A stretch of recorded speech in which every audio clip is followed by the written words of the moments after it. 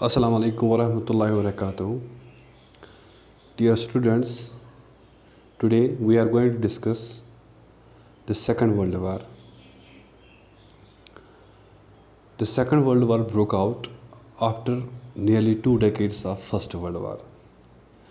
जैसे कि हमने पढ़ा कि फर्स्ट वर्ल्ड वार जो था वो तबाहकुन वार था जो 1914 में हुआ, और जो फर्स्ट वर्ल्ड वार था वो ऐसा वार था कि मैनकाइंड ने उस जैसा वार नहीं देखा था, जिसमें बहुत ज़्यादा डिस्ट्रक्शन हो गई थ्रू आउट द वर्ल्ड। और हमने देखा कि इकोनॉमीज़ जो वर्ल्ड की थी वो बहुत उन पर बहुत इफ़ेक्ट पड़ गया और रिकवरी बहुत मुश्किल हो गई। फर्स्ट वर्ल्ड वार के बाद एक लीग बनाई गई थी जिसका नाम था लीग ऑफ नेशंस। जो लीग ऑफ नेशंस थी वो बनाई गई 1920 में। आफ्टर फर्स्ट वर्ल्ड वार एक लीग बनाई गई थी, लीग ऑफ नेशंस। तो ये क्यों बनाई गई थी लीग ऑफ नेशंस? ताकि फ्यूचर में कोई वार ना हो फर्स्ट वर्ल्ड वार जैसा, क्योंकि फर्स्ट वर्ल्ड वार को इंडस्ट्रियल वार कहा गया और इसमें जो भी इंडस्ट्रियलाइज्ड कंट्री थी वो उन्होंने उनमें इसमें इन्वॉल्वमेंट दी। तो 1920 फर्स्ट वर्ल्ड वार के इख्तिताम के बाद 1920 में लीग ऑफ नेशंस बनाई गई। लेकिन जिसलिए लीग ऑफ नेशंस बनाई गई थी कि फ्यूचर में वार नहीं होना चाहिए, तो फिर सेकंड वर्ल्ड वार हुआ। इसका मतलब ये है कि लीग ऑफ नेशंस सक्सेसफुल नहीं रही। जो उन्होंने कहा था कि हम आगे जाके कोई वार नहीं करेंगे, लेकिन फिर 20 साल के बाद एक नया वार स्टार्ट हो गया और जिसका नाम रखा गया सेकंड वर्ल्ड वार। अगर हम कहेंगे फर्स्ट वर्ल्ड वार डिस्ट्रक्टिव वार था, तो ये जो सेकंड वर्ल्ड वार जो था ये कैटास्ट्रॉफिक था। कैटास्ट्रॉफिक वार मीन्स जिसमें बहुत ही ज़्यादा डिस्ट्रक्शन हो गई। इवन कि फर्स्ट वर्ल्ड वार से बहुत ही ज़्यादा इसमें डिस्ट्रक्शन होगी, तभी इसका नाम रखा गया कैटास्ट्रॉफिक।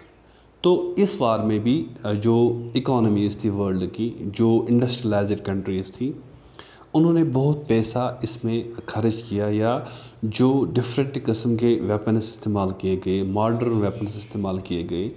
तो फिर ये जो वर्ल्ड की इकोनॉमीज़ थी, स्पेशली जिन्होंने इन्वॉल्वमेंट दी इस वार में, तो उन पर बहुत ही बुरा असर पड़ गया। हमने पढ़ा फर्स्ट वर्ल्ड वार के बाद जो इकोनॉमीज़ रिकवरीज नहीं हो रही थी, फिर जाके थोड़ा जब रिकवरी हो गई फिर ग्रेट डिप्रेशन आ गया। ग्रेट डिप्रेशन में हमने देखा कि फिर से इस पे इकोनॉमी का असर पड़ गया। पूरे वर्ल्ड में जो इकोनॉमीज़ थी उन पे हार्मफुल इफ़ेक्ट पड़ गया। तो अगर हम देखेंगे सेकंड वर्ल्ड वार, ये स्टार्ट हुआ, ये दूसरा आलमगीर जंग जो था स्टार्ट हुआ 1939 में, और ऑलमोस्ट ये 6 ईयर्स चला। ये सेकंड वर्ल्ड वार जो था 6 ईयर चला। तो you have to remember one thing, second world war started in 1939 and ये कहाँ तक रहा? 1945 में। तो 1945 में फिर एक ऑर्गेनाइजेशन वजूद में आ गई जिसके बारे में आपने सुना होगा, UNO, यूनाइटेड नेशन ऑर्गेनाइजेशन। तो यूनाइटेड नेशन ऑर्गेनाइजेशन जो थी ये क्यों बनाई गई? क्योंकि जो डिस्ट्रक्शन थी सेकंड वर्ल्ड वार की वो बहुत ही ज़्यादा थी। क्योंकि अगर आगे जाके थर्ड वर्ल्ड वार होता, उसमें मतलब जो वर्ल्ड की पॉपुलेशन थी उस मतलब अगर थर्ड वार होगा फ्यूचर में या इसके बाद कोई वार होता, तो बहुत सारी जो पॉपुलेशन थी वो ख़त्म हो जाती वर्ल्ड की। तो फिर जाके यूनाइटेड नेशन ऑर्गेनाइजेशन बन गया, वो अलग टॉपिक है। तो फर्स्ट सेकंड वर्ल्ड वार जो है वो 1939 से स्टार्ट हुआ 1945 तक। तो second world war broke out 2 decades after the end of the first world war. And जैसे कि हमने पढ़ा फर्स्ट वर्ल्ड वार 2 ग्रुप्स के दरमियान हुआ, जो हॉस्टाइल ग्रुप्स थे, एक दूसरे के अपोजिट ग्रुप्स थे, उसमें सेंट्रल पावर्स थे और एलाइज थे। ये भी हम कहेंगे 2 ग्रुप्स के दरमियान हुआ। अगर हम इसको बोलेंगे, डिवाइड करेंगे, एक ग्रुप का नाम था एक्सिस पावर एंड दूसरा था एलाइज। एक्सिस पावर में जर्मनी फिर से इटली फिर से जो सेंट्रल पावर्स में थी, और एक कंट्री जुड़ गई, जापान। हालांकि जापान कोई यूरोपियन कंट्री नहीं थी, लेकिन ये एक ऐसी वाहिद एशियन कंट्री थी जो इम्पीरियलिस्टिक कंट्री थी, जिसकी कॉलोनीज़ थी, या जो चाहती थी कि ये भी ज़्यादा से ज़्यादा कॉलोनीज़ बनाए, या ये चाहती थी कि मतलब इसकी भी सुपरमेसी वर्ल्ड में हो जाए। तो ये एक्सिस पावर था। एलाइज में जैसे कि फर्स्ट वर्ल्ड वार में फ्रांस था, ब्रिटेन था, रशिया था और यूएसए, ये एलाइज थी। तो इन्हीं दो ग्रुप्स के दरमियान ये लड़ाई फिर से स्टार्ट हो गई। ये it was fought between axis powers, mainly Nazi Germany. What is Nazi Germany? क्योंकि आपने पढ़ा होगा Nazism was the ideology of Hitler the one of the famous dictator, जो डिक्टेटर रहा है हिटलर, जो जर्मनी में आफ्टर फर्स्ट वर्ल्ड वार जब हुआ तो जर्मनी को बहुत सारा नुकसान उठाना पड़ा। फिर जाके ग्रेट डिप्रेशन में भी जर्मनी के जो हालात थे वो बहुत ही ख़राब हो गए। तो फिर जाके ये जो हिटलर जो था इसने जर्मनी मतलब कि हम कहेंगे कंट्रोल में लिया। तो फिर जाके उसने खुद का रोल स्टार्ट किया, जिसका ये स्लोगन था, one country one leader one people.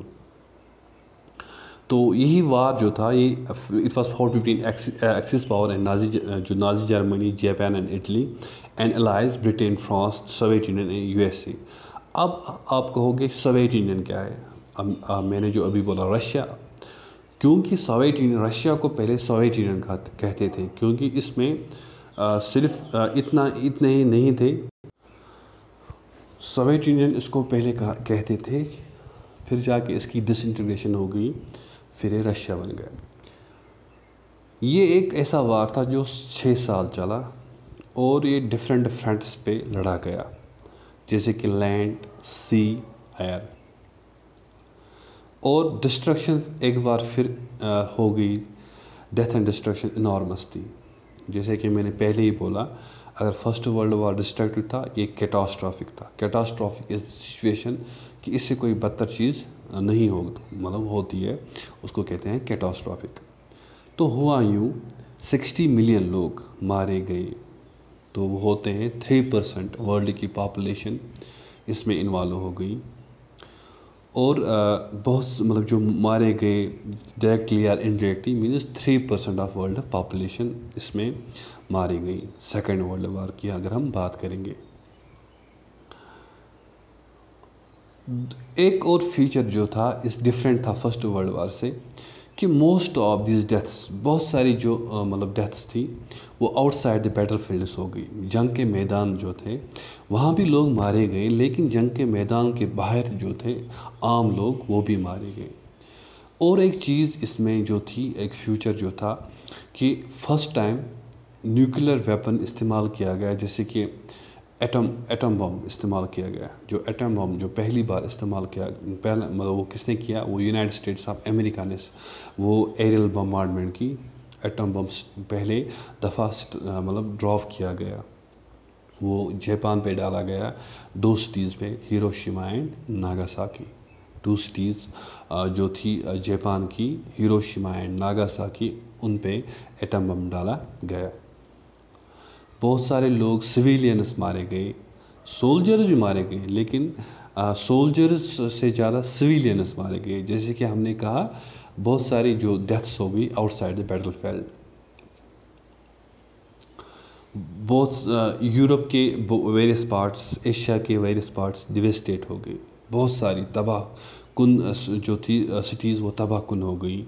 Aerial bombardment हो गई, अटैक्स हो गए, मतलब हार्बर्स पे अटैक हो गए, लैंड पे अटैक हो गए, इवन के एयर अटैक भी हो गए। इस वार से क्या हो गया, the war caused an immense amount of economic devastation and social disruption. Means कि जो सिचुएशन थी वो बहुत ही ज़्यादा ख़राब हो गई। जैसे कि फर्स्ट वर्ल्ड वार के बाद जो रिकवरी बहुत ही मुश्किल हो गई, इसी तरह सेकेंड वर्ल्ड वार में भी फिर इकोनॉमिक रिकवरी भी बहुत ही मुश्किल बन गई। जैसे हमने पढ़ा था फर्स्ट वर्ल्ड वार में जो इकोनॉमिक मैप जो था, पॉलिटिकल मैप जो था वो चेंज हो गया। इसी तरह सेकेंड वर्ल्ड वार में भी क्या हुआ, पॉलिटिकल एंड इकोनॉमिक में फिर से चेंज हो गया वर्ल्ड में, और जो कंट्रीज़ थी मतलब डिफरेंट कंट्रीज़ जो थी जो उनकी सुपरमेसी जो थी वो ख़त्म हो गई, और फिर से United states of America dominant power बन गया। और उसके बाद एक और डोमिनेंट पावर जो इमर्ज हो गया वो था रशिया, या हम कहेंगे Soviet union. The first was the US emergency as a dominant economic, political and military power in the western world, and eastern Europe में कौन था? ये सोवियत यूनियन, या हम जिसको कहेंगे रशिया। तो फिर से क्या हुआ, ये हुआ कि जो इकोनॉमीज़ जो थी वर्ल्ड की वो इसमें इन्वॉल्व हो गई, और उनको बहुत ज़्यादा नुकसान उठाना पड़ा।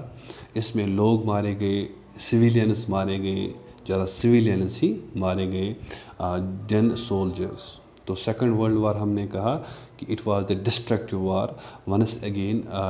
ये एक ऐसा वार ज़ाहिर हुआ जिसमें जो एक तो प्रॉपर्टी तो लॉस हो ही गई, लेकिन इसमें इंसानी जान चली गई। तो it was all about second world वार। तो आपने क्या याद रखा? सेकंड वर्ल्ड वार एग्जैक्टली हुआ after 2 decades of the first world war, और ये कैटास्ट्रॉफिक वार था। अगर फर्स्ट वर्ल्ड वार को हम डिस्ट्रक्टिव वार कहेंगे, ये कैटास्ट्रॉफिक वार था। तो आज हम इतना ही पढ़ेंगे। जो बाकी इसके आने वाले लेक्चर मतलब जो आने वाले टॉपिक्स है वो हम और लेक्चर्स में हम देंगे। तब तक अल्लाह हाफिज़।